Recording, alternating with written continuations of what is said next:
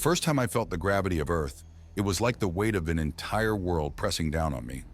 A fitting metaphor, considering the 203.7 kilograms registering on the scale beneath my Sri Hassan bulk. On my home planet, size equates to strength. But here, amidst humanity's slender spires and delicate machines, my extra 80 kilos were a sentence rather than a testament. My skin, a tapestry of scales, was betraying me with a blush of pink, an alien blush of ill health that had my kin mockingly nicknaming me Butt Back, an ode to the unsightly crease that marred my spinal ridge. My health teetered on the precipice of disaster, my own physiology a traitor within, whispering promises of an early demise. Surgery was a gamble with death itself, the last foray stopping my heart for 20 harrowing seconds. Yet here I was, on a planet that wasn't mine, facing a battle that was all too personal. The day I crash-landed into a human life, I was a galactic anomaly. A Sri Hassan too large for life, yet too stubborn for death. The moment I uttered the words, "Earth saved my life," a ripple of incredulous murmurs washed over the room. The holographic assembly of interstellar delegates blinked in synchronized disbelief. "Earth?" A delegate from the back snorted, his voice a mixture of amusement and skepticism. "Home to humans? The species that will wager on consuming your footwear for sport?" Another chimed in, voice laced with irony. "The very creatures who indulge in fermented beverages as a weekend ritual and imbibe toxic stimulants at dawn just to function? That planet saved you?" I raised a hand, quelling the rising tide of chuckles and whispers. "Yes, the very same. You might find it hard to believe, but the humans with their seemingly reckless dietary escapades showed me the path to restraint." The room settled into a skeptical silence, and I took a moment to glance out of the viewing port at the blue and green marble that was Earth. It seemed so serene from orbit, so unassuming in its power. "It was when I was assigned to Earth to manage the overhaul of their shipyards," I continued.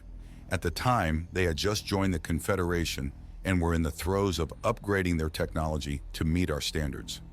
My superior, a being not easily swayed by sentiment, cautioned me that Earth would be restrictive.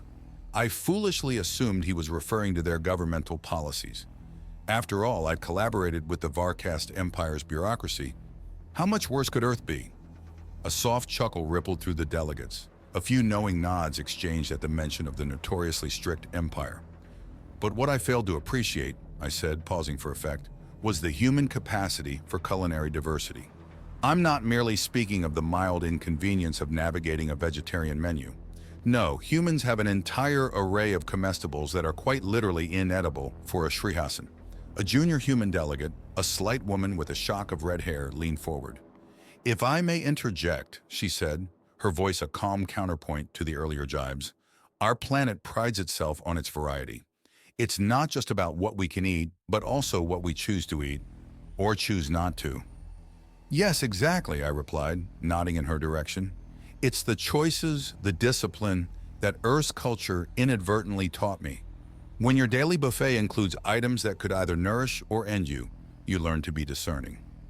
A murmur of contemplation replaced the earlier amusement as the assembly digested my words, perhaps reconsidering their preconceptions of the odd little planet called Earth, and the life it had saved.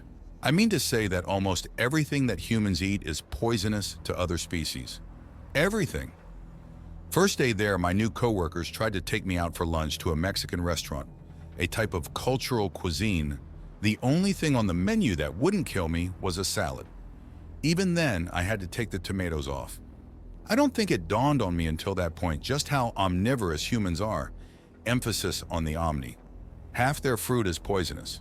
They eat fungus, all of which is poisonous to other species. I went to get some shellfish for a Corcovan-style boil. Nope, those are poisonous. I went drinking with them just to see what it was like, only to have my stomach pumped because wine is made from grapes, which is poison. They put poisonous peppers on their food that burns their mouths because they think it tastes good. I went to get the fabled Italian food that my coworkers wouldn't shut up about. But that was made with a lot of garlic and onion, which are both poisonous. My department had a pizza party, but that had cheese, which is Well, not poison, but nobody else is lactose tolerant in adulthood besides humans. I went to get some sweets. They recommended chocolate. That was poisonous. I tried to get a pie. Oh, shoot, cherry. Poison. Well, maybe their sweet drinks would be. Nope, caffeine poison. I subsisted my first week there off a diet of salad, nuts, and salmon, just about the only earth fish I knew by name. I was able to start importing some Sri Asan food in the second week, but I might as well have been throwing my money into an incinerator. Enter our lead alloy engineer, Parvati. She basically took me aside and made me an offer. Move into her apartment rent-free, so long as I bought groceries, and let her use me as the test subject for her wackier cooking experiments. Now, for those who don't know, to a male Shrihasa, your home is your domain. End of story. Nobody outside your breeding circle enters, and only explicitly for breeding. Even in other species, I'd never heard of anyone allowing relative strangers into their home. What kind of lunatic would risk that sort of danger?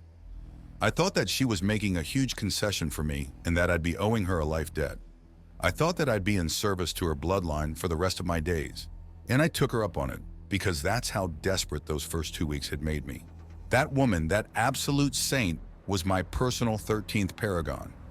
I thought that she'd just make a list of things I could eat and make do. No, Parvati acted like she was doing logistics for a war effort. She treated each and every recipe like a battle and did in-depth research on each damn ingredient just to know what I could manage. She had dossiers, like legit in-depth files for flavor profiles she wanted to mimic. She went to an on-net college class about Shrihasa nutrition. When she really wanted to use an ingredient but couldn't figure out if I could handle it, she helped me look up the prehistoric ways my people tested if something was poisonous. After a certain point, I suggested we start up a vlog, Live and Let Fry, to record the whole process. I'd like to say to help people in our position, but really this was just such a comical shipwreck that we were becoming a sitcom. Throughout all this, my weight plummeted. Not that the food she got me was always healthy, but because the paranoia that every shopping trip induced killed my usual habits. I couldn't just impulse buy a pack of cookies or order a large sweet drink. Even when I identified something sweet I could eat, I typically wound up deciding to instead use that money on some new item for her to try out. I'd never seen someone show such generosity to a stranger, and there was no way I could abuse that. Not a chance I'd be that ungrateful. Not every experiment was a win, of course, but it was never boring. We tried every cuisine of every Earth culture during my time there and hybridized another few dozen from off-world. Even got a little community around LNLF to help figure out how best to mimic the seasonings that were poisonous. I think the best discovery was tea, technically poisonous, but mildly so to the point it mimicked for me what chili peppers did for humans. With the depth of its connoisseur following, that has provided me no end of experiments. Honestly, those 3 years were the happiest in my life up to that point. Parvati obviously didn't wind up owning me, but we'd become family all the same. My clutchlings call her Auntie Parvati now. She and I visited every major food tourism spot on the planet from Rome to Tokyo to New York. We even hit up the street vendors in Bangkok. I'd never gotten to know my own culture as well as I've become familiar with Earth. Hyperbolic would be my word for them. Their art is exaggerated, their reactions are comically big, their architecture is totally unique, their taste in starships is utterly flamboyant. Nothing is ever done halfway. No other species could ever build a civilization on poison, and definitely nobody else could make me thankful for it. When my job there was done and it was time to move on, I wasn't ready to leave. So I didn't. We finished our work, quit, and opened a restaurant in London together called the Open House Cafe. Today I'm happy to say that I'm down to 119.4 kilograms, and we've opened 6 open house locations. I'd like to say I'm proud, which I guess I am, but not for myself. That's all on my good friend and adopted sister, Parvati.p.